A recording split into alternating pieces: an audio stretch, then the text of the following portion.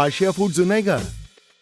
వీరు లోకం మూలమూలల నుండి సింగిల్ ఆరిజిన్ స్పైసెస్ వెతికి తెస్తారు ప్రత్యేకంగా మన కోసం. Asia foods, purity in purpose. భూమి లేని ప్రతి పేద కుటుంబానికి ఎకరం భూమి. భూలక్ష్మి పేరుతో టీఆర్ఎస్ అధినేత్రి కవిత ఇచ్చిన ఈ హామీ ఇప్పుడు తెలంగాణ రాజకీయాల్లో తీవ్ర చర్చకు దారితీసింది. అయితే ఇది ఎంతవరకు సాధ్యం అనేదే అస్సలు క్వశ్చన్. గతంలో 2014లో కేసీఆర్ ఇచ్చిన దళితులకు 3 ఎకరాల భూమి హామీనే భూములు లేవన్న కారణాలతో పక్కన పెట్టేసినప్పుడు ఇప్పుడు కొత్తగా ఎకరం చొప్పున పంచడానికి నిజంగా అసలు భూములున్నాయా తెలంగాణలో? అవి అసలు ఎక్కడున్నాయి? ఉచిత పథకాలు, సంక్షేమంపై దేశవ్యాప్తంగా రచ్చ జరుగుతున్న వేళ ఇది కేవలం మరో రాజకీయ టాక్టిక్ మాత్రమేనా, లేక నిజంగా అమలు చేయగలిగే ప్రాజెక్ట్ అనేది అనేకంగా వినిపిస్తున్న పొలిటికల్ ఈక్వేషన్స్. రాజకీయాల్లో హామీలు ఇవ్వడం చాలా ఈజీ, కానీ వాటిని ఆచరణలోకి తీసుకురావటమే అసలైన సవాలు. రాష్ట్రంలో అసలు ప్రభుత్వం ఆధీనంలో ఎంత భూమి ఉంది, ఎంతమంది భూమి లేని పేదలు ఉన్నారు అన్న కనీస స్పష్టత లేకుండా కేవలం భూలక్ష్మి పథకాన్ని ప్రకటించడంపై విమర్శలు వెల్లువెత్తుతున్నాయి. ఎన్నికల్లో లబ్ధి పొందడానికి మాత్రమే ఇలాంటి భారీ ఫ్రీవీస్ ప్రకటించేస్తున్నారా?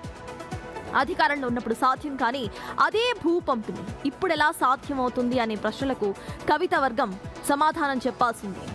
కవిత చేసిన ఈ భూలక్ష్మి ప్రకటన తెలంగాణ రాజకీయ వాతావరణాన్ని ఒక్కసారిగా వేడెక్కించింది. తెలంగాణ రక్షణ సేన అధికారంలోకి వస్తే ఖచ్చితంగా భూమి లేని ప్రతి పేద ఇంటికి కూడా కుటుంబానికి 1 ఎకరం చొప్పున మేము భూలక్ష్మి పథకం పేరుతోని భూ పంపిణీ చేయడం జరుగుతుంది. I appeal to all the youngsters, we need to have a level playing field in the state. అందుకే చెప్తా ఉన్నా, ఇది రేవంత్ రాక్షస రాజ్యం నడుస్తుంది తెలంగాణలో, RRR నడుస్తుంది తెలంగాణలో. RRR పాలన, రేవంత్ రాక్షస రాజ్యం నడుస్తుంది. Yes, I appeal to all youngsters అంటున్నారు ఆవిడ. We also appeal to you కవితక్క. సో మీరు పార్టీ చాలా డిఫరెంట్ ఆలోచనలతో పెట్టాలి అని అనుకున్నారు, మళ్ళీ సేమ్ అదే బాటలో నడుస్తున్నారు. ఫ్రీ వీస్ ఇస్తూ ఓట్లు కైవసం చేసుకోవాలని ఆలోచిస్తున్నారా? గతంలో జరగని ఏదైతే పథకం ఉందో అదే పథకాన్ని మళ్ళీ వేలంగా చూపిస్తున్నారా అన్నది ఇప్పుడు తెలంగాణ ప్రజల నుండి వినిపిస్తున్న ప్రశ్నలు కూడా. ప్రతి ఒక్కరికి ఎకరా భూమి ఇస్తామంటే ఎటువంటి కేటగిరీస్ లో ఇస్తారు? నిజంగా అసలు అంత భూమి తెలంగాణలో ఉందా? అసలు ఏమన్నా సర్వేస్ చేయించారా? ఎంతమంది పేదలున్నారు?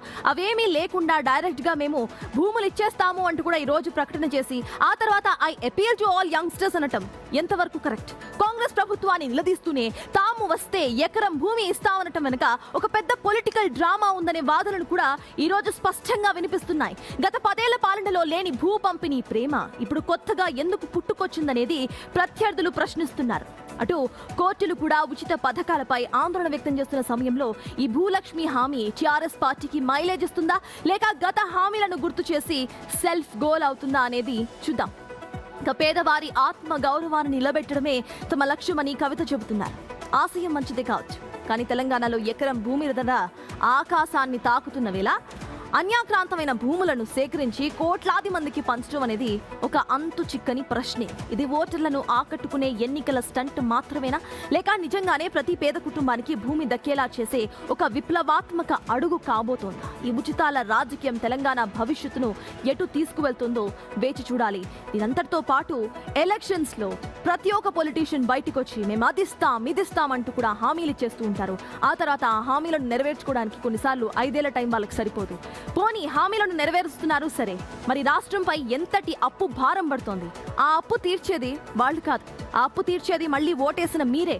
కాబట్టి కేవలం ఫ్రీబీస్ కు మాత్రమే ఆశపడి ఓట్లేయకండి. వాళ్ళు ఎటువంటి అభివృద్ధి చేస్తామంటున్నారు, ఎటువంటి అభివృద్ధి చేస్తారు, ఇవన్నీ ఆలోచించి ఓటేయండి. ఓటర్లలో చైతన్యం వచ్చిన రోజే పొలిటీషియన్స్ మారుతారు. అప్పటి వరకు ఎలక్టోరల్ మేనిఫెస్టోస్ లో ఇవే కనిపిస్తూ ఉంటాయి, ఓట్లు అట్లానే వేస్తూ ఉంటారు, ప్రజాధనం ఇట్లానే ఫ్రీబీస్ కు పోతూ ఉంటుంది, అప్పులు కూడా పెరిగి